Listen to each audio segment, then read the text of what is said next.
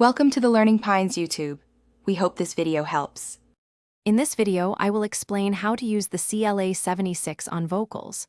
We'll dive into its unique characteristics and how to apply them effectively. This compressor is famous for its aggressive sound and ability to add presence. You'll learn how to set the input, output, and ratio to get that professional vocal sound you're looking for, ensuring your vocals cut through the mix with clarity and impact. Let's break down the essential controls. The input knob dictates how hard the compressor works. More input means more compression. Use the output knob to compensate for any gain reduction. Ratios like 4:1 or 8:1 are great starting points for vocals, offering a balanced compression. Experiment with the attack and release to shape the transient response and sustain of your vocal performance, finding that sweet spot for your track. For most vocals, a ratio of 4:1 or 8:1 works wonderfully for gentle leveling and adding warmth.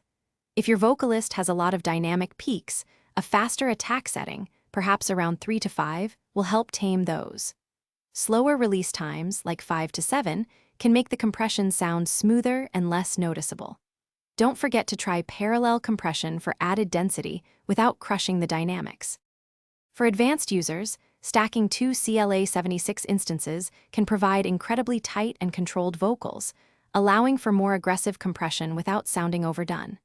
The famous all buttons in mode offers a distinct, saturated sound that can be perfect for certain genres, adding a unique character.